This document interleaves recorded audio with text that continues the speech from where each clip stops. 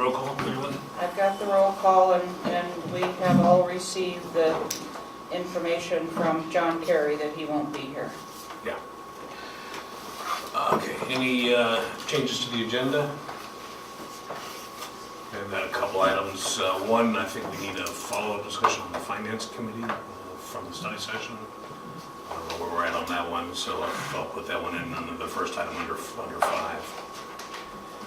And then I just looking at the executive sessions, I'm not sure what the second site is about, the performance evaluation. We've completed the performance evaluation. Is there? Isn't that just the legal requirement to say all that? The first one is, yes. The first one's a closeout of an item, I think. Okay, which are you saying you're not sure what it's about? The performance evaluation under the site to the executive session, 192.662I. Right, and I wasn't sure what that was about, and so I just left the message in there as openly as I could. Gotcha. So if nobody else requested it, let's pull that portion of the citation out. Okay. All right, minutes. Any reactions to the minutes? So this is no longer there. No, it's there, but it's just not, this language is not pertinent to it anymore. I do have a reaction in the financial discussion.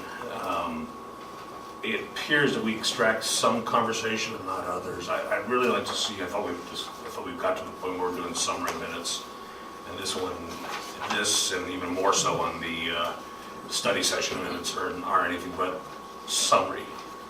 So I think, I'm not going to support these minutes. I think we'll take a vote on it and I'm sure I'll get approved, but I'm just saying, I think going forward, I think the conversations either need to be verbatim or not at all, just the action items. Otherwise, they become somebody's opinion of what happened at a meeting. Well, that's what we have a recording for. Yeah, that's right, exactly. We have a recording for that very purpose. So if we just cite to the action that took place and we have the official record being a recording, I think I'm perfectly happy with that. Anybody? I think a little bit of it, because you can catch kind of the flavor of the discussion, some key points, but Yeah, not flavor. necessarily the back and forth. Yeah, back and forth is unnecessary. In particular, when it comes to study session, those are even more generalized minutes, because you're not even allowed to be taking action in a study session. So they're short of general direction. Anyway, that's my comments. Anybody else have any concerns, questions, or changes to the minutes? Look for a motion. Move to approve. I'll second.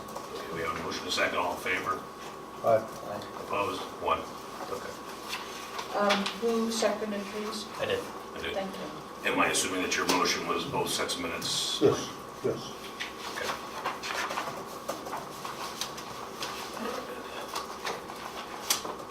Finance Committee charter. So, Mark, you were to come back with a red line document. I don't think I've seen that. No, I'm not finished with that because the attention of MINET since the last meeting had to be primarily focused on the planning and budgeting, and so that's where all our time has been focused. I'll have something to you shortly. So we'll see it before the next meeting. You'll see it next week. Perfect. Everybody okay there? Okay, thank you. You're welcome. Okay, I think... I just wanted to let you know it hadn't been forgotten about. So it's just that we needed to divert attention, to those other matters. I think you're up. Okay, so in regard to the March financial report, I think you all received a copy of the financial statement package. I would just set the stage by saying a term I used last meeting, the company is still in a position of financial stability. I think that, and let me just kind of comment on that when I say it's in a stage of financial stability. In a lot of cases, that's good, and it's not bad necessarily in this case, but it's good for the current time, but it's not good for MINET's future. So, but Don's going to be speaking more to what MINET needs to do to migrate from the current state of stability, which is good for the current time in terms of where it needs to progress and be as the company moves forward. Having said that, having said that, revenues were up slightly. When you look at the revenues, they look like they're down, but after you take out the effect of over $20,000 in non-returned set-top box fees that were recorded in February, and you pull out the effect of that, the actual revenues were slightly up relative to new sales and new revenues from those new sales. Not substantially, but they were up, and the company is making new sales in that regard. Certainly not at a level the company had planned in the current fiscal year or would be reflected in the budget that you approved, but it is being successful in making new sales. The margin was consistent with that. I think if you look at page 3, you'll note that while it does show in the upper, and that's the graphical report, while you'll note both numerically and graphically there is that slight decline in revenue. Again, I think that when you pull out the effect of what was recorded in February, it does show a slight increase, but not substantial by any means. When you look at the expense line item, expenses were up, but they were up for some reasons that are kind of what I would call one-off and non-recurring items. And what I did this time, and hopefully I highlighted the sections I wanted to divert your attention to, and I did cite those things out there. The company had to expense over $13,000 in storm damage fees that occurred in prior months that was uninsurable, so that got recognized in the month. There was also, the company went through an internal audit of its paid time off records and found out they weren't accurate as they should be, and so they went through and the company completed an internal audit of that to make sure that those records were in fact totally accurate, and the result of that was having to charge some more expense to get those hours corrected, but that's not a recurring item, and I think, in regard to that, you won't see that recurring in the future, because that happened primarily because of the change going to ADP and the record keeping between the company and ADP that occurs, and so when we went through the internal audit process, that needed to be taken into consideration and adjusted for. And then there was some on a monthly basis, substantial bad debt expense, but yet when we look at bad debt expense as it relates to total revenue year to date, it's not out of line with what it's been historically.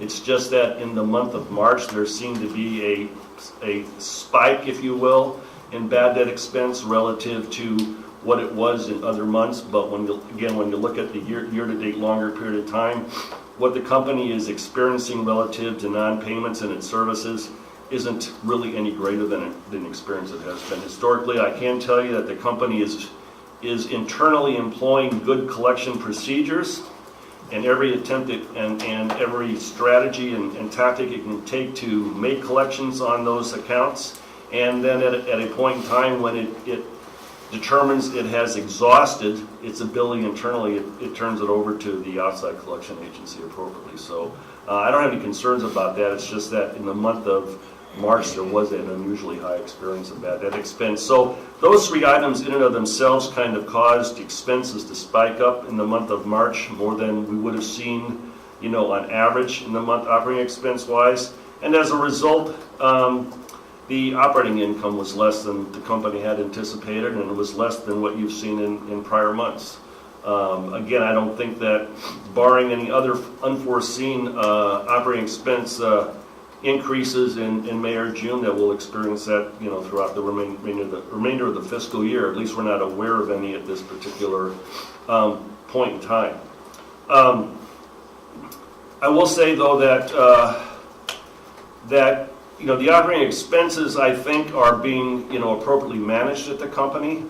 There's always continual opportunities for improvement that management is looking at, but quite frankly, relative to improving the overall financial performance of the company, we're not going to find it in a lot of significant cost improvement opportunities. I mean, I think the company, from what I see in my work with the company, it's doing a good job, of managing its overall cost structure.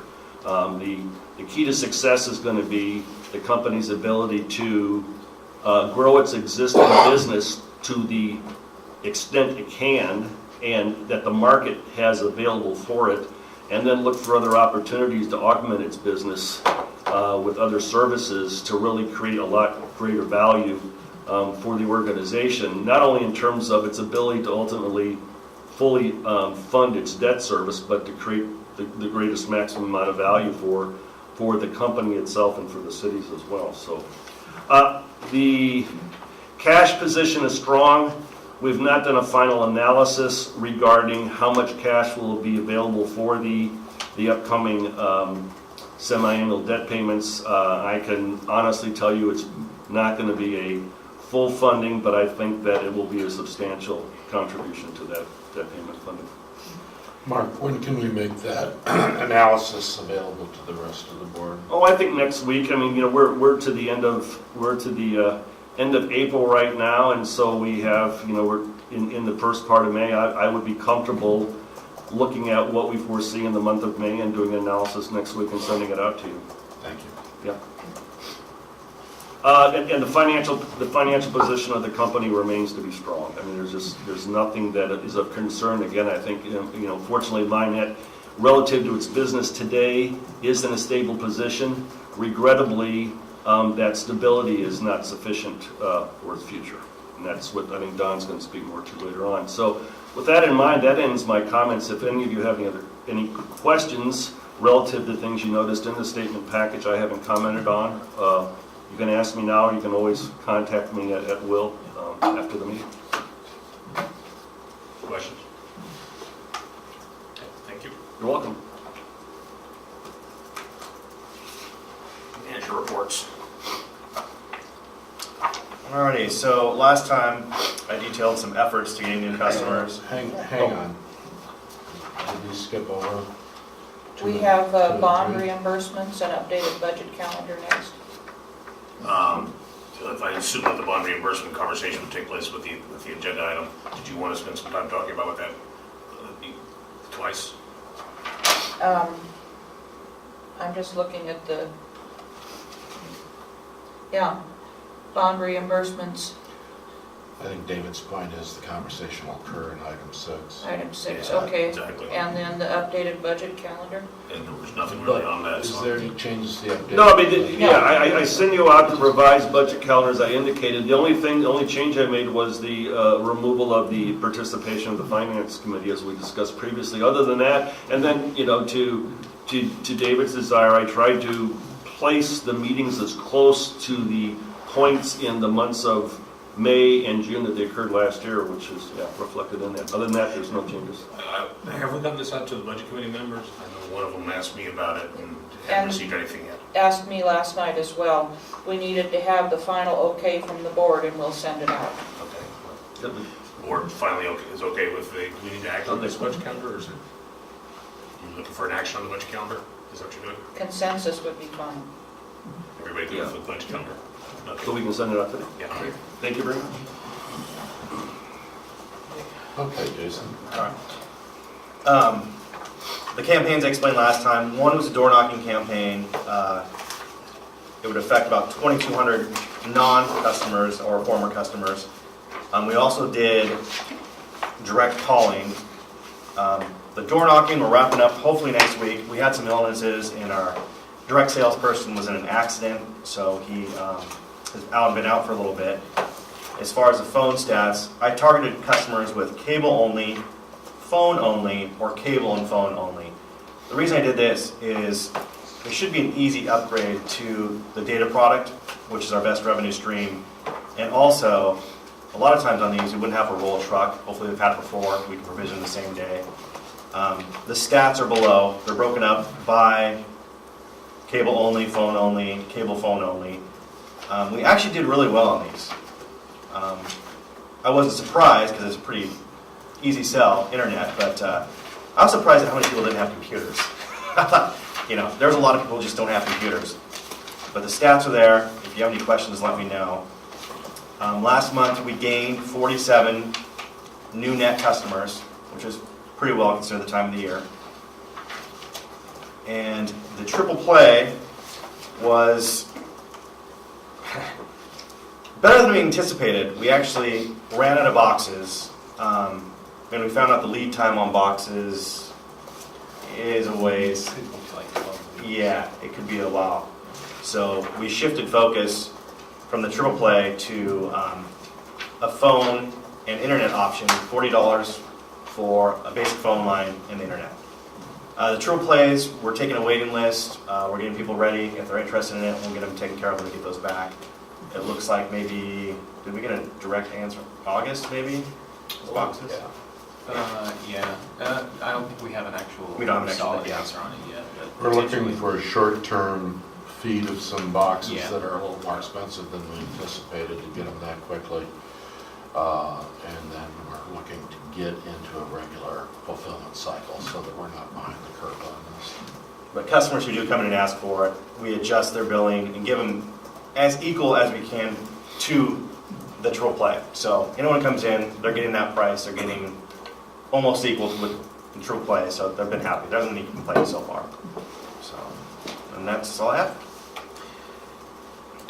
I think the last time we had asked for sales numbers, comparisons versus projections, and also some past data. Yeah, Where we you at did. on Yeah, budget for one, and I was out a few days out of death in the family, so I didn't get that. Hopefully next month I'll have that for you. that? Okay. And are we, so that concerns me a little bit that we just dropped our triple play because we're out of boxes. I mean, what are we, that I shouldn't say we dropped it. We aren't advertising it as aggressively as we did before. It was everywhere before. Now, there's still flyers out there. There's still door tags. If someone comes in, we can honor it. We just don't have the boxes, the end-tone boxes, essentially. okay. And so we tell the customer, we'll give you that price point, because a lot of people, that's what they're looking for is a price point. And then we'll subsidize the more expensive box. Yeah, yeah. And then when the boxes come in, we'll come in and switch them out, so.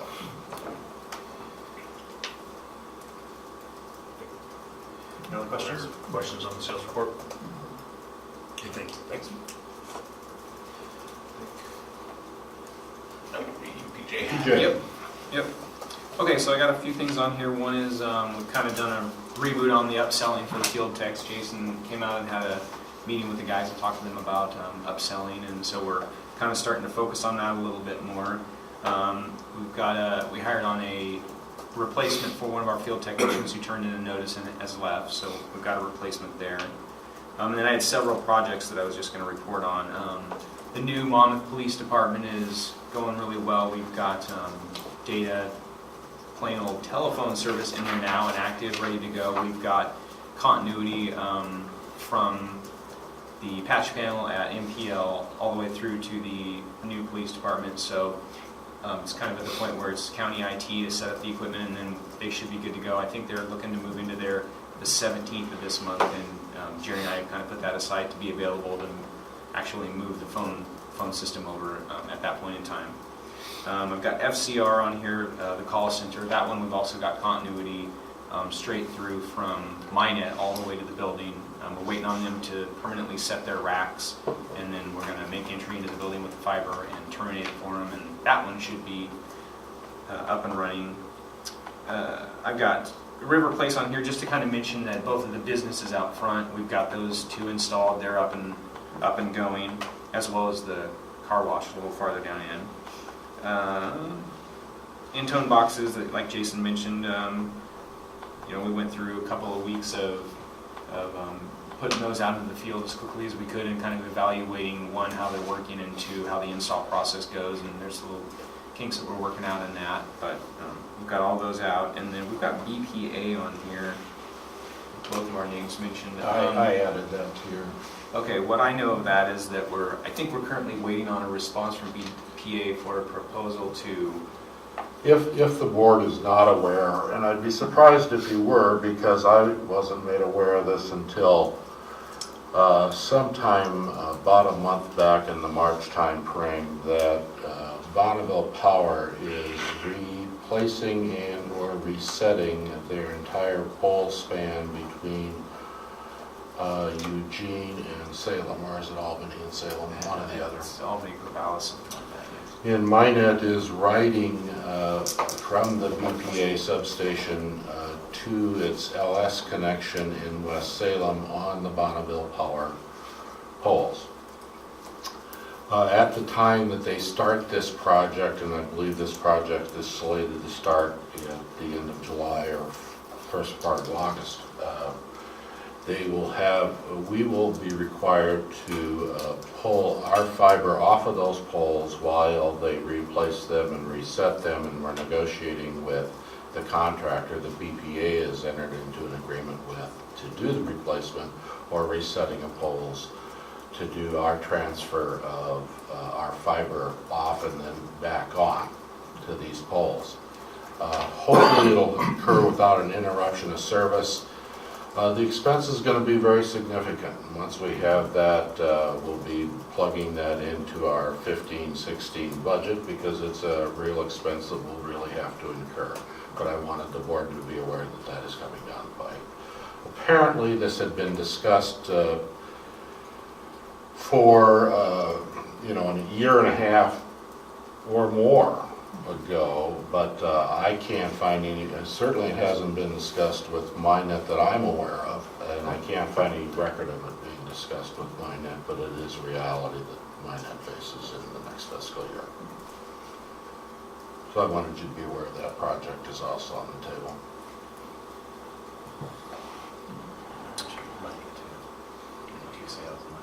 So, back on your comments on actually how surprising is how many people do not have computers at home. We had our annual meeting at the high school, our council meeting at the high school, and that comment came up during the student comments as well. I don't know if you have any thoughts or are developing any thoughts, or if it's part of your business planning. I mean, obviously for us to get out, improve our penetration, we need places to go with the service. I don't know if we talked to the school district, or if there's something in the planning in terms of. Well, I think it's, if I may comment on that, we've had repeated conversations actually with Buzz and Julie, and also, this is terrible, she's my neighbor. Cease, thank you. As to the school's intent into getting usable devices in the students' hands, and that's a significant portion of the users that are claiming not to have computers. That is that's sort of like trying to capture the wind, but we have expressed to the school board and to those aspects of the community that would need assistance with this, that we're there to help them find a venue by which to receive devices, whether they're used, whether they're new, whether they're reduced price, whether they're free. We're there to help as a vehicle to put them into equipment. But the reality of MINET is we don't have the financial wherewithal to be a participant financially in doing that. That's going to have to be done by powers far wealthier and far more influential than ourselves. But we're certainly there to help augment that in any way that we can. Is that answering your question? Well, yeah, I mean, I recognize that MINET doesn't have the resource. I just don't know if there's programmatically, if there's some, I don't have an answer, other than I recognize that there's an issue, and it's a barrier to our penetration. So I don't know how I don't know if there's a cost analysis that says, in participation with the district, maybe with some, one of the large companies, there's maybe a way to get, computers out, and in exchange you get a contract for service or something. But. We do have, we work with the school, Marilyn helped me out on this, we do have a $10 internet package for students, and to qualify, they have to be qualified through the school district, correct? Through the school district, yes. It doesn't help the computer situation, but it is a low cost, way to get internet. And the library has some plans in motion for doing recaptured computers. If I can step out of my role for just a minute here, that might be something that the cities would like to take a look at. We're always happy to engage conversations. So if you it think would, it's important in MINET's world, like we think it's important in our world. So if somebody wants to set up a follow-up meeting on that, we're happy to have that conversation. Well, what I really would like the board to understand, though, is MINET is not sitting idly by. We have proactively engaged those entities that we think is the most influential on this and say MINET is willing to participate in doing that we can, but they have to understand that we have severe limitations financially. You know, we can't be the provider of this product, just the usage product. If there are no more questions for PJ or Jason, I'm going to send them back to work. We got a lot of stuff to do.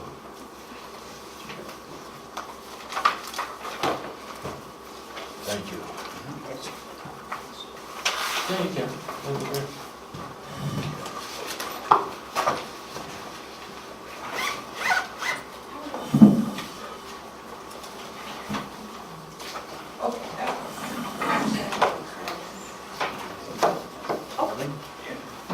Well, I was looking at you, yeah.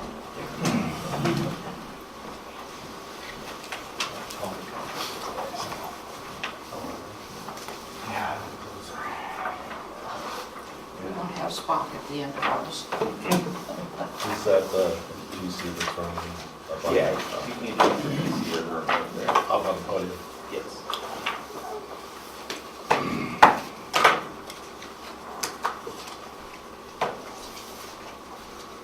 I'll do my best not to drag this out too long, and I'll do my best not to read this verbatim, but by the same token, the information that I think that is in here is very relevant for you to know and relevant for the questions that MINET is going to be pushing you, the board, to answer on our behalf so we can get down to the real business of doing business. Basically, I want to point out as I get into this what we have, how we can grow it, and what is our growth curve. And the growth curve is going to be the questions that are going to probably be the toughest to get answered today. Go ahead, Merle. Let me get that piece. It's very true that the trend in our marketplace is going toward data. MINET's plan into the future takes this fact into an account. Of the over 7,800 individual services sold by MINET, currently 27% are video, 19.5% are voice, and 53.5% are data. At the end of 3 years, the ratio is predicted to look more like this. 80% of our business will be data, 12% of our business will be video, and 8% of our business will be voice. We have to understand our market to understand how to best market to them. So if this is repetition to you, I apologize, but let's please understand the market as MINET understands it and looks at it. I won't go through the left side, but on the right-hand side, our combined demographics of the two cities is approximately 24,125 people. We have a cultural mix of which 75% is Caucasian, 20 to 21% is Latino, and 5% roughly is other. Our age distribution, which is really relevant as far as I'm concerned, is 30% of our population that MINET has the ability to sell services to is under the age of 20. 47% are between the age of 20 and 50, and 23% are between the ages of 50 and up. You know, by and large, you look at a age group that's under 20 in our community, we're talking about a WU student customer base. We look at the age group between 20 and 50, which is 50% of our customer base, are now being called the cord cutters. And we have an age group of 25, or an age group of 50 and up, which is 25% of our customer base, are those people that probably aren't cord cutters. These are the people that are going to naturally matriculate out of the system. Go ahead, Ron. Before you move further, can you go back there for a second? Yeah. So and this maybe is more a question for Scott, the population, is the WU population separate in the state from Monmouth, or some of those students, those people being double counted? Neither, or both. It depends on who you ask. Yeah, The way it worked is really confusing, is that if the students said they lived in Monmouth or Independence, it's gonna affect you guys too, then they're coded here. Huge numbers of the kids never change their address when they go to college, so they're still counted in Portland or Salem or Baker City or wherever. So what I typically do is on a given day, I go, okay, we're at 95, I'm really guessing there's probably another couple thousand out there that are there. But you can't get to it. You just can't get to it. 'Cause it's So, just- but of that 9,500 is a couple thousand, 1 to 2, I've heard that like 1 to 2,000 are included from the student population. Yeah, I guess 2,000, So, 3,000. and I'm not really trying to argue any points. Oh, no, on I'm this just, for our planning it's purposes. just really confusing to get to. It's hard to get to who's actually here and how many. Yeah, but I think, yeah, within that, you definitely get a mix, and it shows up in the age under 25 numbers and Yeah. how that plays I out. guess where I'm getting to is Yeah. I think with the total population seems to be accumulation of those numbers, but that's probably overstating the total population based on that. I'd say it's understated. Huh? I'd say it's under. Understated? Yeah, because I think what you have is you have the students that actually do call themselves, but there's lots of students here that are living in apartments or houses that are here, but they still use their parents' address as far as census is concerned. And so that's where sometimes getting back to like using our counts, the counts for the two cities. So there's more than 6,000 population, is what you're saying? Oh, I think, no, that's okay, but it's how many of them are actually, No, what I mean, I misstated that. 24,000. Yeah, the 24,000 figure seems to be Oh, maybe okay. double counting some people. oh, I'm sorry, I was looking at it from a different. No, I wasn't looking at your I number, I was was talking doing about your math I was talking different, about yeah, okay. So, let's see, 9, 8. Yeah, there probably is an overcount at that point. Yeah. just for your marketing purposes, so you understand what the. and we were aware of that, but it was either all or nothing on what to put in. So what we did was went back 2 years on student population when it was at a low ebb and put that figure in. Hoping to get it closer. It depends on who you talk to. If I talk to the Monmouth mayor, I hear that all of the students are counted in. But then that means that Monmouth has a population of only 3,500 people, and I don't buy that either. That's gonna be hard on your tax base if that's true. Oh, it's already hard to And by the way, just a slide aside to this, so one of the, it was very beneficial for, I mentioned to the group earlier that I joined, was asked and I agreed to join the budget committees for Chemeketa. And part of the, one of my bigger takeaways from that was that, as the economy improves, enrollment at universities go down, at all schools go down, because jobs start to become available. And, universities are notorious for over-forecasting where they see the future growth happening. So one of the benefits that I think I derived from being part of the Chemeketa budget committee process was understanding that in our own budget process, we need to have as realistic a forecast as possible with the economy. We need to calculate a formula in which we're going to actually reduce our expected sell into WU based on a reduction in students because the economy is gaining regardless of what. There's actually a couple other factors in there. The other one that they've noted is just cost of education, that's deferring people from being able to go to school. Another one that's happened, they said at a statewide level, is that there's less high schoolers graduating. So there's just less market of kids going to college. So they're looking, unless they can find ways to ramp up natural, they're probably flat. They actually went back this last year. They actually dropped like 100 students last year. And I believe, if I recall, I think they shut down 2 full dorms last year. Yeah. Okay, well, moving ahead, first of all, we got to understand who the hell and how many of them are out there are we selling to. And then there's some basic marketing things that we need to understand. We got to make sure that we as MINET are addressing them, and that is product, price, place, and promotion. And I won't get into a ton of detail, but product is simply we've got to sell what the customer specifically wants to buy. We need to understand, and we can, that price is only a part of the total cost to satisfy what the customer wants or needs. However, it's a very significant portion of what we do to satisfy a buying customer.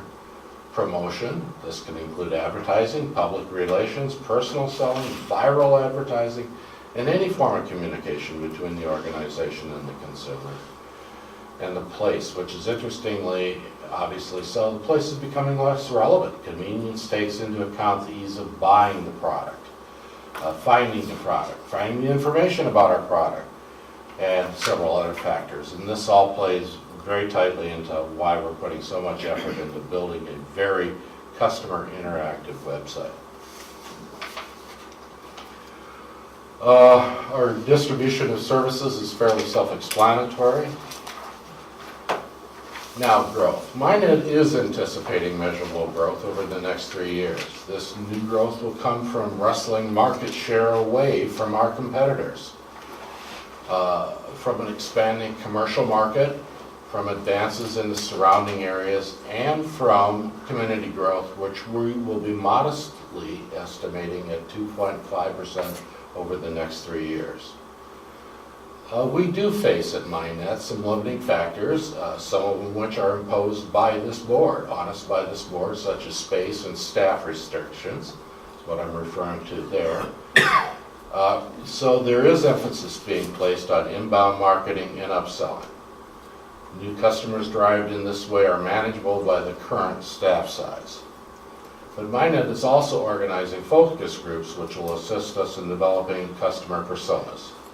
This will highlight the minute details of our market and allow us to pinpoint, target, and customize our selling to what our customers are asking for.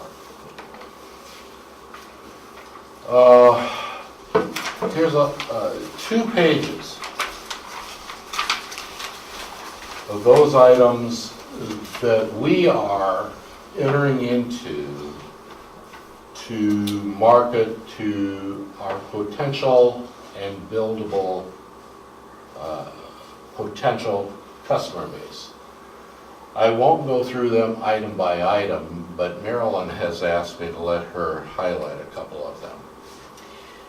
You can see from page 1 and 2 here that the ones with the stars are the ones that are happening now, and the ones with the squares are the ones that are coming soon. And Don mentioned focus groups. That's something we're going to be working on with probably 10 to 12 different folks around Monmouth and Independence that come from a variety of economic and cultural demographics to try to build up some customer personas that become the virtual customer to whom we market. That is an ongoing thing. The focus groups will start meeting before the end of this month, or the end of May, excuse me. The high local visibility is, we're going to have more people from the staff that are volunteering at things. We will have people from staff teaching classes to local folks about, and we mentioned the first one here shortly, about how to Skype. Trying to educate our public, trying to build desire for having a computer, for having MINET service, and I understand that those Chautauqua programs at the library are very, very successful. So whatever we can do to augment those would be in our favor. Let's see, let's go on to the next page.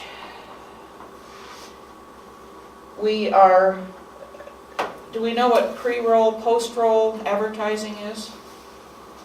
They are the ads that come on before things on YouTube, and mostly we have about 15 seconds to capture people. So we're working on 15-second ads. The ones that I like are the interstitial advertising, which are the ones that go into gaming.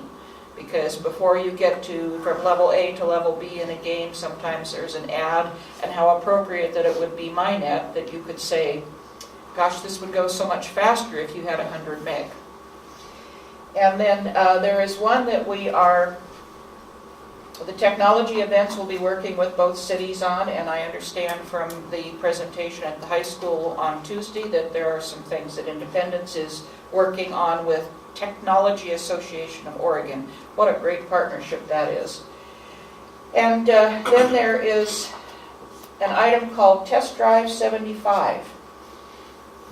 We have more of these. We do. Go ahead, Mary. Okay. I'll do the handout. All right. And Test Drive 75 will be randomly given out to people, or they can discover that the program is available and ask for it. And we will bump their speed from whatever they're at to 75 meg for 1 month for no extra cost. And again, it's a good deal because it gives people a taste. And I've heard from many, many folks that once you are at 75 meg, it's really hard to go back to anything slower. So now you have that opportunity to call in and say, boost my speed for a month. And you can be guaranteed that before the end of the month, you'll get a call from a customer service rep saying, how are you liking that 75 meg? Are you interested in keeping it? So it's going to be a very effective upselling tool. As you're seeing, the focus is on acquisition, and how are we going? The focus is solely on acquisition, and I'm comfortable saying we can do that, or getting more and more comfortable every day that we can do that. The more and more Mark assures me that MINET is stable. You know, but we have limitations in the outlets by which we can market ourselves through. And I've said since the day I've gotten here that we've got to be thinking outside of the box. And what I'm trying to emphasize to you, board, today with this part of the presentation is simply that we're trying everything that we possibly can, and we're putting into place the tools to monitor the results of each and every one of these strategies. So if something is failing or not being productive at all, we're going to quit putting our effort into it, and those things that are succeeding, we're going to continue to push harder as we look for new opportunities. Now, one of the things that you'll start to hear us mention will be wholesale services and carrier services. That's a way of expanding the excess capacity that MINET has without doing a lot more investment in infrastructure. So where we have excess capacities, we have to be talking to those entities that could potentially be buying it from us on a wholesale basis rather than building it themselves. Could they actually be in competition with us with the same customer? It's possible. But if they're going to win the business anyway, I'd rather sell them their underlying transport capability and let them have the customer. We have to look at all opportunities to get MINET to where I think, which is a question I'm going to ask before I'm done, where I think you want MINET to end up being. Let's just simply pass that brochure out and Yes, spend thank no you. time on the third strategy, because we've talked in the past about the Internet of Things, and Marilyn just spoke to the Skyping of the library. Did you know? I did. Okay. The common goal of all the strategy is profit. Growing the business that is MINET. To keep our sight on that target, optimal profit, significant analysis of that target is essential. Data is the foundation of profit for MINET going forward. Currently data service yields a gross margin of 89%. Gross margin, 89%. And that's a margin that I think we can maintain over the next 3 to 5 years. Video produces the lowest gross margin of MINET services at 11%. That's gross margin. I don't know how long we can continue to maintain that. We all know that the most obvious changes in the industry that we function in is in the video product. It's going up, it's going down, it's available, it's unavailable, streaming, not streaming, packaging, a la carte.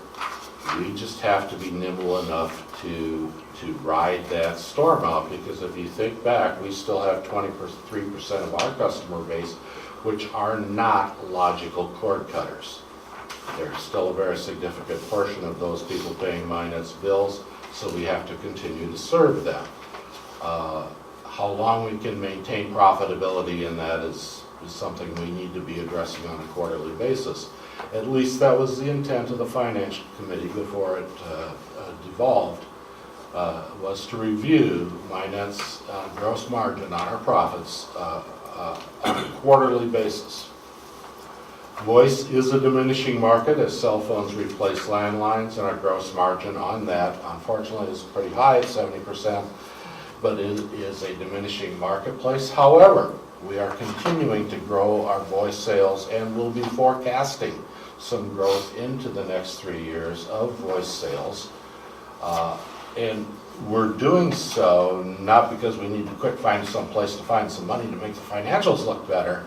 It's because we are quite confident, based on the experience of what we've been doing for the last 6 months in promoting voice sales, we can go out and capture a specific competitors, customers, voice sales that aren't necessarily interested in replacing their landlines with cell phones.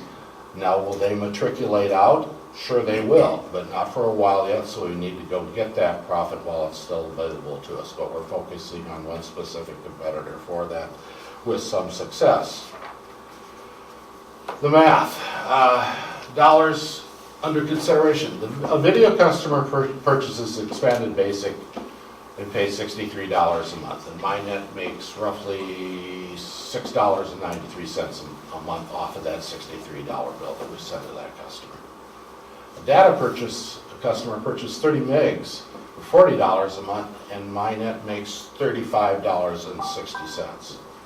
The second sale is 37% less cash in the door, but it produces 500% more income. We have to make sure that we're all talking on the same terms all the time. So we have to talk about real profitability, not just dollars in the door. And I think that's where a lot of confusion was allowed to reside until I got here. And have we settled in on all the terms and all of the reporting procedures? No, not yet, but we're getting closer each and every board meeting. And we were striving to get to a common sense, set of terminology within our financial committee for reporting to the board, and if we reinstate that finance committee, I think that we'll get there as well. You know, there's been some quick question about killing video. You know, the short answer is no, we can't do it. You know, killing the video right now, while there's still over 2,000 video customers, most of whom also take our profit-rich data from us, would drive those customers to our competitors to give them the opportunity to replace the video that we're taking away from them, but giving them the opportunity to sell them data, which they're certainly going to do. Take the opportunity to try to sell them anyway, to sell them their data, and now we've lost basically a flatline profitability customer in our video and gave away our data. So no, we don't want to kill video at this time. It's still too much of a significant proportion of our business.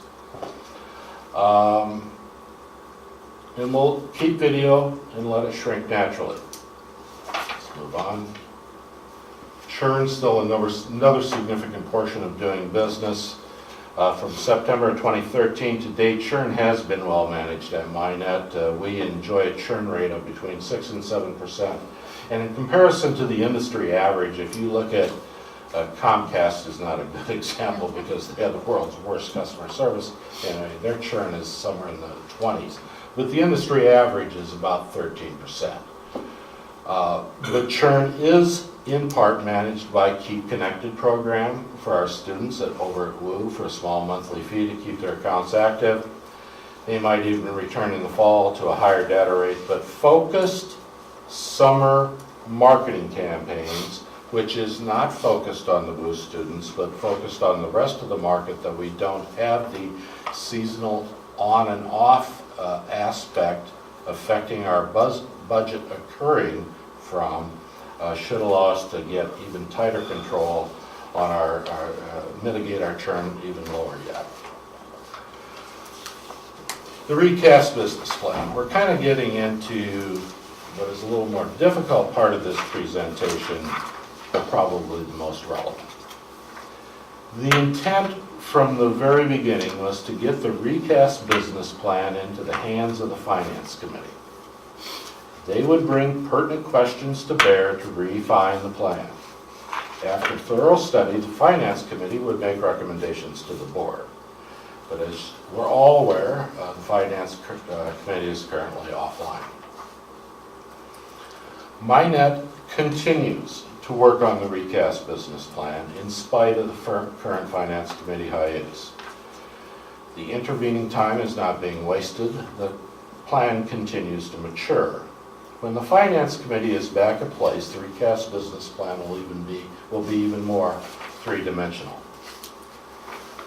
But your input is needed, especially now that we don't have the Finance Committee to either make recommendations directly to us or to come to you for your intent to bring that intent back to us. So here's what we need. Here's what MINET needs. And Marilyn, would you, while I go through this, would you hand that out? I'll get to the board. I'll hand it out. Okay, just to the top. Just to the board. Folks, it really is high time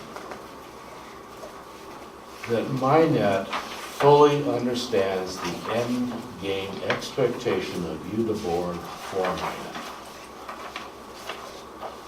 Has the board resolved the timeline, the runway, if you will, for MINET reaching whatever that end game expectation is? Today, MINET is between 60 and 65% of the size it needs to be to fund all annual debt service, fund our CapEx requirements, and to continue, as we are, fully fund our operating costs. If we know the answer to those questions, we can set milestones along that growth runway, but those milestones must be established by MINET and the board and our Finance Committee, if they're in play, together. If we can establish an agreed upon runway length, whether it's 3 years, 5 years, with the endorsement of the Finance Committee, that helps set that course. Then MINET's progress can be minutely trackable. And should it become necessary, step in at any point along the way to effectively adjust our plan and still arrive at the end game expectation. You know, over a year and several months ago, while I won't get into that, but over a year ago, back in January, at an independent city council meeting, and verbatim for the minutes, MINET's goals, quoted by General Manager Don Patton: stabilize the company in order to build a debt service fund, stabilize the company in order to improve the company's ability to repay the cut cities, stability in order to allow MINET to set targets for revenue reserve funds, expand services locally, and perhaps expand outwards. I said then, I'm reticent to make these statements due to what the council has heard in the past, but I'm encouraged. MINET can't do it alone. I won't get into that. But I am, without patting myself on the back, very pleased to have what I consider a highly qualified and highly independent, 100% non-politicized CFO, indicating that in the last year and a half we've been able to bring MINET to the point of stability, where we can set real targets with real goals. And that's what we want to accomplish in our business plan. That's what we want to accomplish with any reforecasting that we do. We aren't interested in providing you, the board, short-term band-aids. From our stability, if we know the rules by which we must play in, because it's agreed upon by the board and directed to MINET. We will set the plan, we will set the timeline, and we will do our gosh darndest to achieve it and make sure that we're reporting, especially when we're not, so that we can alter that plan to get back on track.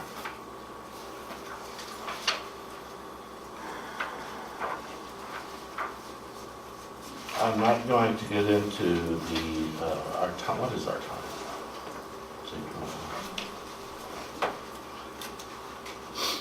I've noted in the packet that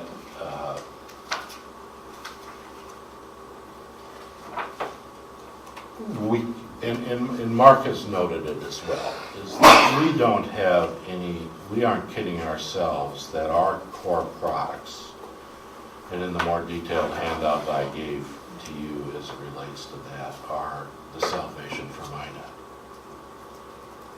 Look, we can grow them to the max, but even if we penetrated this market 80%, we're still going to be coming up short. So we have to, along the way, find ways by which to enhance our profitability, be it carrier services, from selling our services as a carrier to another carrier, as wholesale services, as very large tenant customers may or may not become available, and perhaps even to provide a new product to the communities, such as an umbrella Wi-Fi network, which could go a long ways to providing some stability to MINET as well, depending on how we are coordinate how that service is delivered and paid for to the end user. And we think that we can do the Wi-Fi. I'm not going to take the time to get into it today, but I think we think that possibly the Wi-Fi is certainly one worth pursuing, and we've started a lot of the groundwork to get to that being something that we would bring back to the board as a potential growth opportunity for MINET. But what I really want to get down to is, board, how can you help? I skipped over anything I should have. Yep, good. Number one, as a board, be unified in the support of MINET's potential. Please tell your friends and neighbors about MINET services. We would ask that every board member, every committee member, use MINET services themselves. We will be asking in the very near future to make MINET publicly prominent within the municipalities, within the municipality buildings.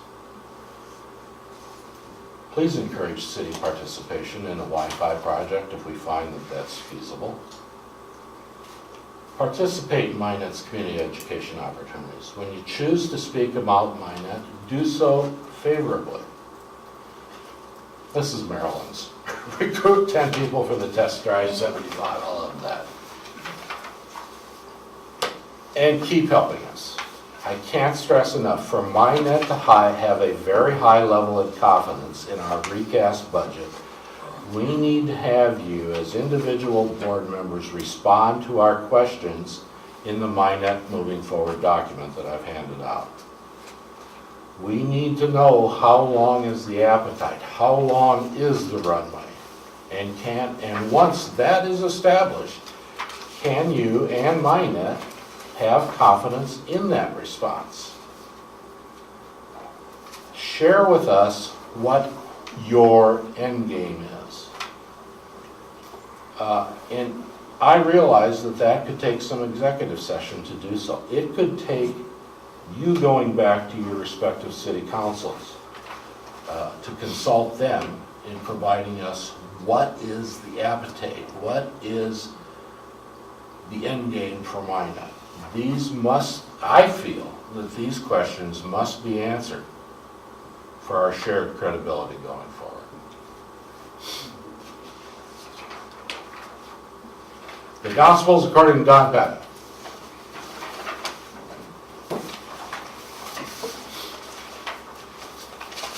Questions for me at this time? Talking about doing wireless citywide. Have you come up with any ideas on costs of such an operation? I can give you a very big Swag big is box. Big swag would be $350 to $500,000. What is that in response to your question? What it would cost to do a citywide wireless? At the 1 megabit service level, is that what we're talking about? I believe it. That would be to deliver any Any level of service? level of service, that would be the infrastructure. Most of it is hardware costs. And that's I do think that we have a very legitimate shot of getting that project almost wholly funded in some respect or another. In fact, I'm quite encouraged by a conversation that occurred with Paul Evans, not in the last 10 days, but in the last 30 days, that some money, if we properly apply for it, we could actually probably find some infrastructure money to do that. That's currently available, that's not a long-term And application when you say process. 350 to a half, is that total for both cities or just? That's the whole, I Big don't, Banana. I don't separate the cities. MINET is both cities. Of course. So the umbrella stands up straight in the middle of the S-curve and drops down in all directions from there. Thank you.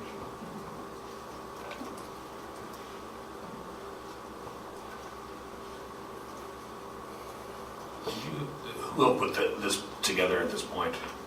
Who helped you put this together at this point? Marilyn and I put this together. Was And there Mark. Mark or the marketing committee involved in this, or staff? The marketing committee, as it relates to where our focus needs to be on the trending in the industry, yes, absolutely. Actually, marketing and tech both helped with this. Sorry. The marketing and tech committee both helped.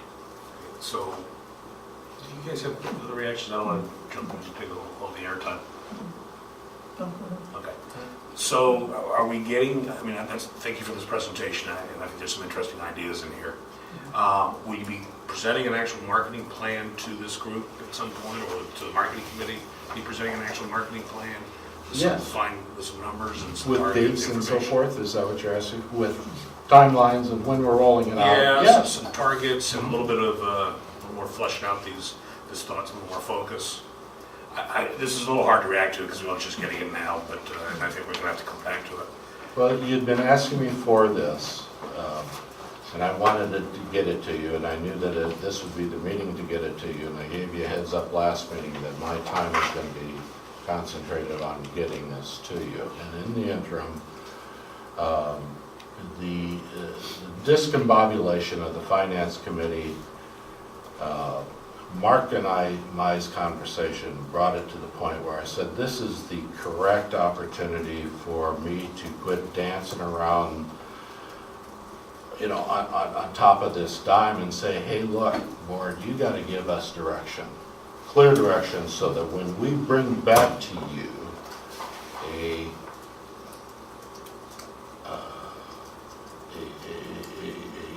marketing plan, when we bring back to you a completed marketing plan, when we bring back to you a completed recast budget, we're moving a recast business plan, we're moving into budgets, when we're trying to allocate what this budget needs to be, we want this to be based in as much possible in as much reality as possible, so that we can get ahead with doing business. Now, we expect that there will have to be deviations from it along the way, because our crystal balls are no better than anybody else's.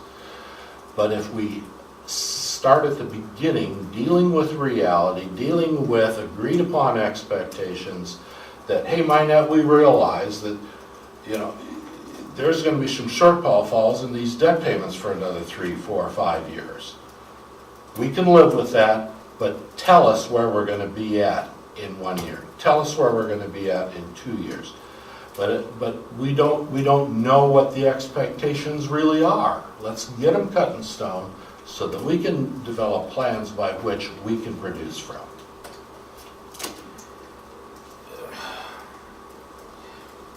So, is this going back to the marketing committee or the finance committee for a reaction? Let's get that reconstituted. I don't have a finance committee right now. Okay, I'm hoping that you will after the next meeting. If you get us to update a charter, then hopefully we can get that done and let them dive into this a little bit. You've stated some things here that are sort of new information to me. For instance, when you said that 80% penetration still doesn't get us into the black. I'm a little surprised at that because that's way off any other numbers that we've ever heard from you or others over the years. I don't know what that means. I don't know what the analysis is on that. I'd love to see the analysis on that because that would be a huge disappointment, in fact, if that were true. Well, I don't know how you're allocating your costs in this thing, so I don't really, we've asked for that a couple of times. I don't know what these gross margins, these costs of services are, based on how you're allocating your costs. I know that it's, in the past, it's been, I believe, just evenly split amongst the three things, and that really doesn't necessarily match what the reality of cost allocation ought to be. So there's a couple of things that I don't really get right off the top of my head, and I'd love the finance committee to dive into when they're put back together, because I don't get it, and I'm also just seeing this for the first time today, like everybody else here. So I'm certainly not prepared to act on it. well, it was our instruction and our intention to provide the detail to the finance committee to bring all detail to the board as you wanted or requested. The finance committee at this juncture doesn't work. It doesn't exist. If you as a board put the finance committee back together, we will provide them with anything and everything that they ask for to deliver their analysis to you as you just requested.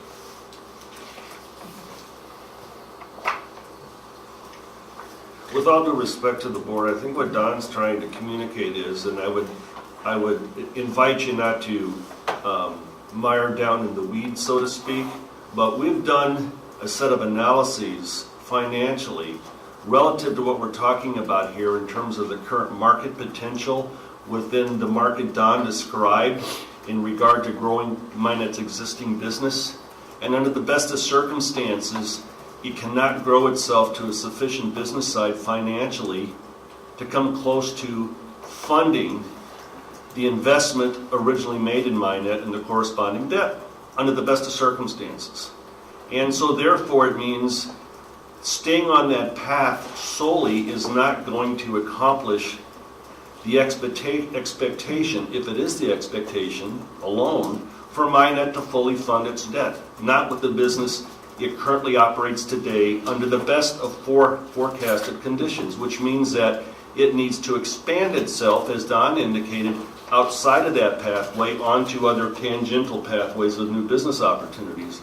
And I think what Don is trying to communicate to the board is, if you would consider yourself as a set of investors in the company, what are your expectations and over what timeline does the company have to get to the end line? And that could it could mean that if the cities, who are obviously the key investors in the MINET organization and benefit from it, if they say, well, MINET has to get to a certain end result in 3 years, then that challenge is managed to go back and try to figure out a plan and come back with a plan to meet that goal within 3 years, and whether it be 3 years, 4 years, or 5 years. But that doesn't really take the finance committee sitting down and hovering over a bunch of cost allocations and stuff to do that, okay? And so what I'm offering is, based on being involved in this, is that, to Don's point, at some stage here, I think the board is going to be compelled to come back and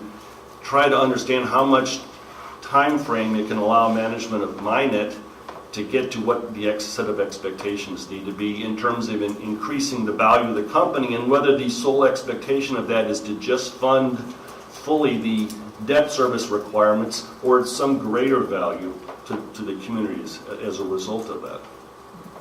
But we have gone through the analysis to determine, in terms of what information Don has shared today, that under the best of forecasted circumstances, the market size here that MINET can incrementally add to its current business size, because quite frankly, most of the other market share is either taken up by competitors, or it's the part of the market share where people just don't want these services. And so the people who don't want these services, is very unlikely they're going to want them any more tomorrow than they did yesterday, right? So it means that MINET has to competitively eke its business growth away from other competitors, which the Don's presentation was alluding to. But I just wanted to speak up and let the board know that given the assessment we've done, it's our professional opinion that MINET can't get to a point of financially being at a size to fully service the debt service payments, just continuing to grow the existing business as With it our is your current business model only. Correct. We are not, by any stretch of the imagination, and don't spin my words to suggest that I'm suggesting this, we are not by any means suggesting we can't grow the company to the point of at least flatline to our debt. But we need to know how quickly now we've got a better handle on how much of our existing business model we can penetrate. It's exposing a delta that we now have to go after with growth of a different product, such as Wi-Fi, that we now have to go after with the growth of a different product, such as a very high-end business customer, that we have to go after with carrier services, that we have to go after, that we simply have to go after. And we need direction to help us to say, where do we put our focuses? Any company that's an invested in company gets that direction from their board, and we need it from ours.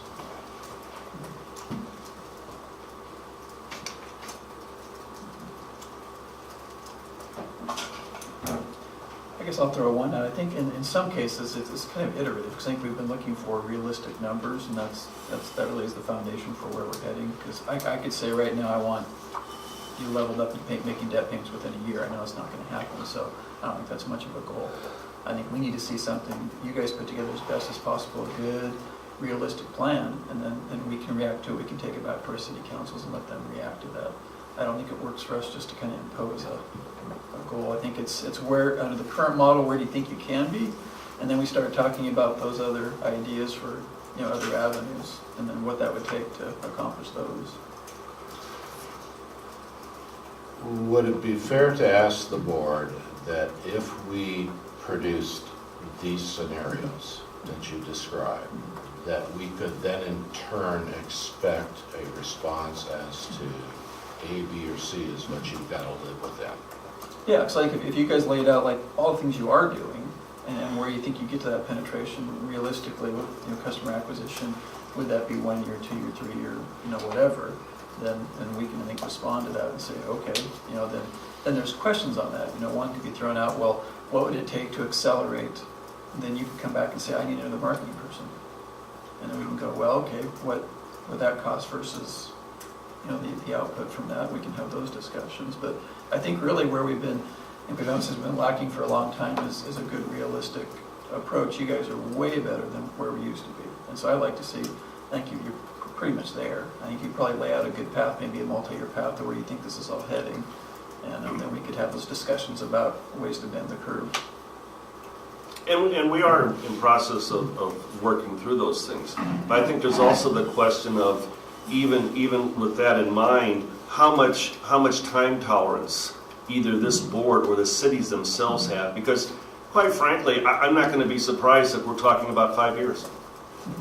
And so the question would be to the cities and the city councils, do you have the appetite and do you have the capacity to allow MINET a 5-year timeline to get to that point? I agree it's a combined process, but I think what we're throwing out there is kind of the question of what happens if we come back and that plan's 5 years? Is that at this point likely to be, a tolerable timeline? Because excuse me, Mark. No, it's right. It's like you said, Scott. It does us no good to throw out a 1-year plan. Because that's what I want to say, because if you really think it's flat. If that flat lines, it's a lie. Yeah, well, exactly. We say we want it done in 1 year, and then so you make a mythical plan to do it in 1 year, and you fail. And we have no intention of saying it needs to be 15 years. But we need to stop throwing these darts. We've got to get down to a rifle. We're using a shotgun. Yeah, I just like to get to something reasonable. So if we can put together these recommendations and what their needs are, we can expect a response by which we can live by. Is that? Thank you.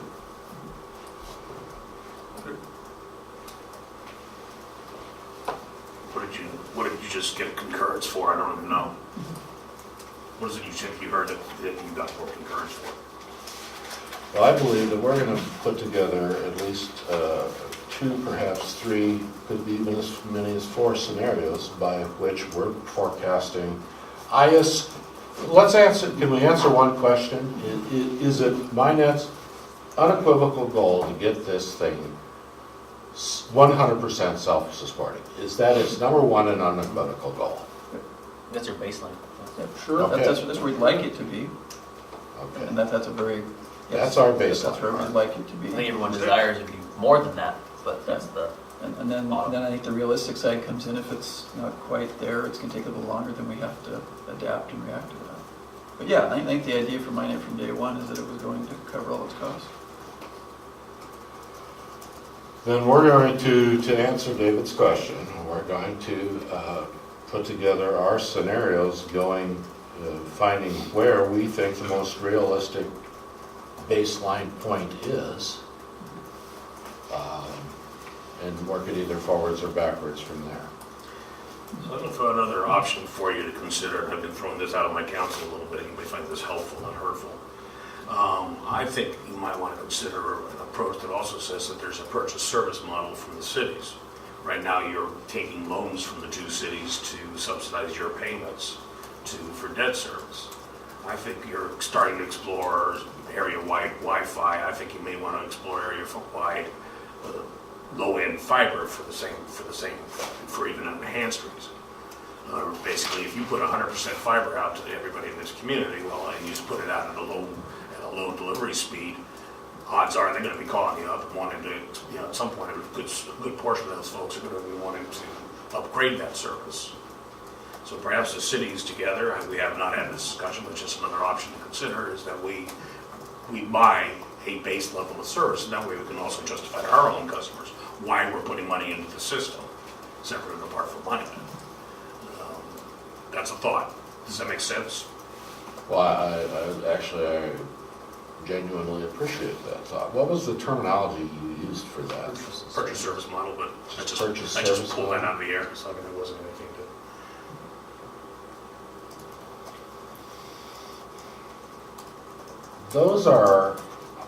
That's exactly the type of information that Mark and I and the entire team at MINET needs to put these kind of scenarios together that are based in reality. It's exactly the kind of information we need from you as a board that also represents a couple of different city councils. Not only your requirements, but your suggestions. And we can do the modeling for it. And it gives us, something like this. If there is in fact an appetite for this, and I'm reading into it that there could be, we can do the analysis on it and see if this isn't, a significant help.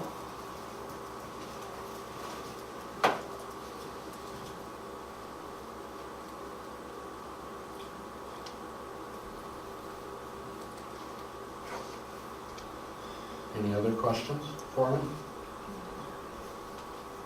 No, I think, again, my own brothers on all of this is thank you for the presentation. I want to see the finance committee, once we constitute, get the same presentation and have an opportunity to really work on the numbers, because there is some new information here that's different from what we've heard in the past. Mark, you It's said your responsibility to get that You'd have back together. the charter rewritten by next week? Is Yeah. that what I heard? I'll have it out next week, correct? Okay. And then based on that, we could reconstitute the finance committee? Is that what we're? As soon as the board acts on that charter, Right. so they have to come back for another meeting for that.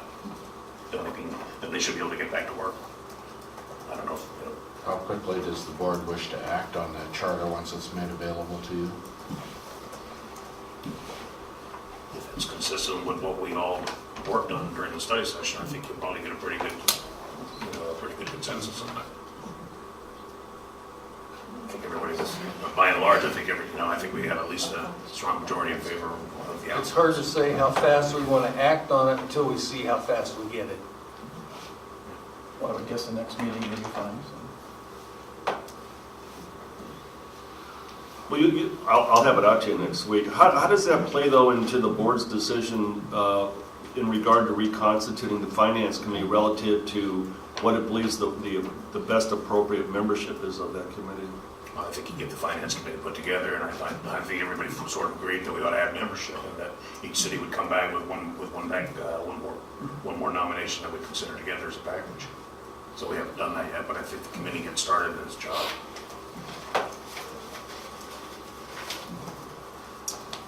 The first thing is to get the charter in place. We'll work on getting you two additional bodies.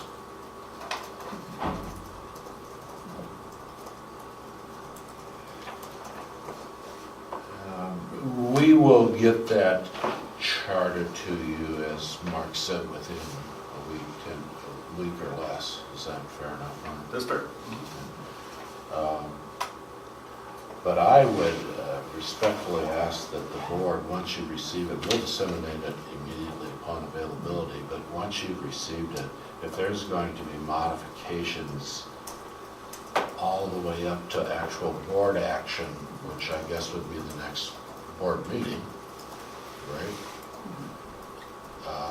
Let's try to get those refined so that before that board meeting, so that we're presenting pretty much an agreed upon document for quick approval. Because if this committee is going to get reestablished, let's get after it.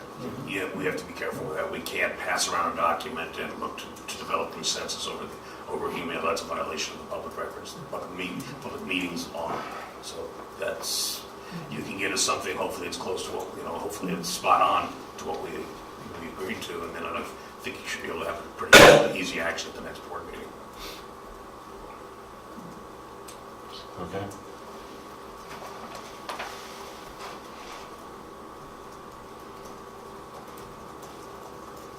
Any other questions? No, I actually skipped over an item in the beginning because I'm never used to having any public, but apparently we do have a member of the public here. Public comment. Was there any comment out here from members of the public? Nope. Okay. So item number 6, action agenda, approved bond agreements. Is there a report on that?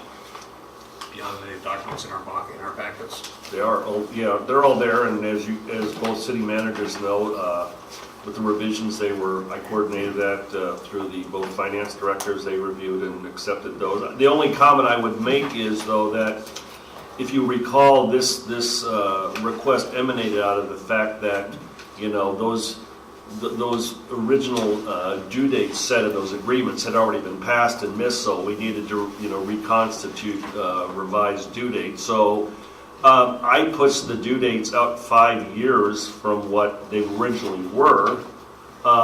There was nothing strategic about that other than trying to find a long enough period of time. I think, the board may want to consider, based upon that, accepting and approving those as revised at this point. However, what I would suggest in addition to that, as what we talked about earlier, the longer-term plan for MINET and the financial projections come further into play and become better understood, and to the point of a period of acceptance, that these due dates on these agreements have a hand-in-glove fit with MINET's plan. We don't know what the plan is yet, in its finalized form, and so I think if you want to, on an interim basis, go ahead and you at the board's discretion, it can approve these anyway at once, but I would just recommend you may want to consider that ultimately these note payable agreements have a fairly good hand-in-glove fit with the ultimate long-term plan that ultimately gets adopted for MINET. So the changes in these are only the due date? Yes. Yeah, there's no other substantive. The only other thing is I made sure that, because previously the document templates weren't exactly alike for both cities, so I revised it and used a standard document that was It was more the independence template. There weren't many differences. There were just a few things that I needed to change. It had no substantive change. I just wanted to make sure the documents themselves were exactly alike between MINET and both cities, and I made that change. The only other change I made in there that was substantive would have been the due dates. That's correct. And those changes are the ones you're talking about, the finance directors from both cities? Yeah. I worked with them. They reviewed them and said, yeah, we're good to go. You want us to take this up as one package motion? Is that what you're looking for? Just to avoid any priorities? I think so, yeah, right. All right. Looking for a motion to approve all the I'll move to approve the package. Second. discussion. All in favor? Aye. Well, thank you. With that in mind, then I will take the responsibility to ensure that on behalf of mine, that Don executes those, and I'll work with the finance directors and to ensure that both city managers execute them on behalf of the cities. Okay, so one other thing we asked for is, I know you've mentioned that you're starting to get your handle on what the June expectation is. I was hoping we'd have documentation at this meeting. And I mentioned earlier that I'll have that analysis to you next week. Okay, so how do we act on that as a board? This is going to be after the fact. Time we meet again. I don't understand what The actually. request to the cities to support MINET will come after the debt is due, based on the timing, I believe. Does that take a board action? I mean, because we're going to inform you of what we think MINET can, what its contribution is going to be. I mean, It really actually should be a board decision. Okay, Because fair the enough. board could very well say, quit buying capital, make more debt okay, payments, vice fair enough, versa. I understand. Yeah, either way, so Okay. and it really is, it's the board ultimately responsible for the relationship with the cities. Understand, okay. Well, I'm not sure how you're gonna make, I mean, I can have that available to you probably not later than midweek next week, but, What's the due date on those payments? they're due by the end of May. I mean, they're actually due legally in June, but the timing of the funding occurs, I think, on or about May 27th. Something in the bank's interest, Yeah. best interest. So, yeah, the end of May. We just got bad Persian things. Really lost. Lost some of it, I don't know what. Okay. I think we're down to the executive session. So I'll read this, but Oh, what if we could do the board discussion real quick? Just, you want to flip that over? yeah, just a little bit. Okay. Yeah, and I want to circle back to the finance committee a little bit. I think instead of maybe we just trying to fish around, just try to find somebody, I was thinking, why don't we go ahead and just advertise for people and try to flush somebody out? I mean, you got all your avenues through newsletter, email list, and we've got our Facebook, et cetera. Well, I think each city can look to target for the month of June to try and bring another candidate forward. Hopefully we can get that done. Yeah, we just charge them and get somebody else in there. Yeah, Is it? yeah, I just think that we might as well just advertise, there could be some good people out there. Yeah, I'm going to talk to the mayor, see how he wants to go about filling that position. Yeah, I guess the question is then, are we talking really getting to the cities filling positions? Yes, it was the last Because meeting. originally this is supposed to be a generic committee there, it sounds like now we're starting to, Well, my vision isn't that Yeah. necessarily be a city resident, Mhm. but each city would put a candidate out. Okay. So that we avoid any, that just takes away the politics. yeah, well, I unfortunately think it's kind of bringing it in though, because now we're appointing people, we're saying this is our appointment, and I kind of wonder, maybe we don't need to discuss it now, it could be at the next meeting, but if things are kind of evolving that way, I wonder if we need to make the finance committee like the board here equal, so there's always an equal number among the independence appointments. Yeah, I don't think that's good practice. Well, I don't know, it seems like we're maybe going that way. Some of your comments in the paper were that you have an independence agenda for the finance committee, and if that's the case, then Independent agenda for the finance committee as well. we don't have one. We don't, but if it's going that way, we might as well just set that up and just work with it. Okay, I'm open to having that conversation with next board meeting. Yeah, Set it that's up as an fine. agenda item if you want. Any other items? I have one. We completed the refinance of our portion of the MINET debt on the OECD loan. The city and MINET will save some $400,000+ over the life of that loan and $30,000 in annual payments. So that was completed. I'm hoping that you guys will follow suit and provide them some additional debt relief as well. Yes. You're doing that, is that what you're saying? Not the moment, but we'll get to it. Rates are changing. Okay, so I think it's time for the executive session, unless everybody has any other board comments on anything? MINET Board will now meet in executive session for the purpose of discussing the sessions held pursuant to ORS 192.660, sub 2, sub B, to hear complaints or charges brought against a public officer, employee, staff member, or individual agent who does not request an open hearing. Check vote.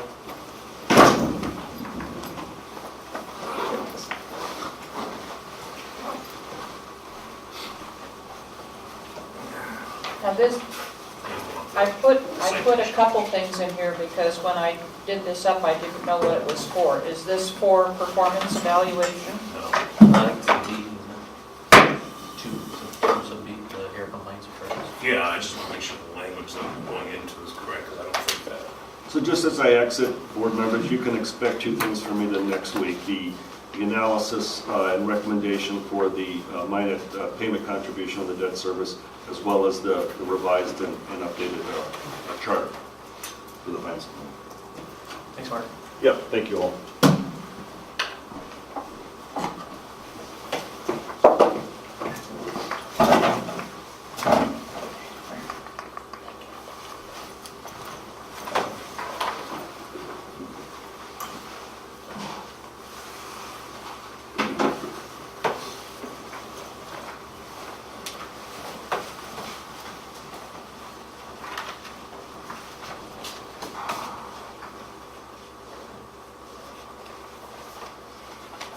Okay, so to consider dismissal or disciplining of or to hear complaints or charges brought against a public officer, employee, staff member, or individual agent who does not request an open hearing. Representatives of news media and designated staff or other persons shall be allowed to attend the executive session. All other members of the audience are allowed to, are asked to leave the room. Representatives of news media are specifically directed not to report on any deliberations during executive session, except to state the general subject of the session as previously announced. No decision may be made in executive session. At the end of the session, we will return to open session and welcome the audience back to the room. As I anticipate, the action will be taken this evening, returning from executives. I don't know if that's true. I'll leave that part off. Session will return to open session and welcome audience back to the room. May I ask, just for the record, the purpose of this executive session is? To hear complaint charges brought against public officer, employee, staff member, individual agent who does not request an open hearing. So this is not a performance evaluation? No. Okay, I misunderstood from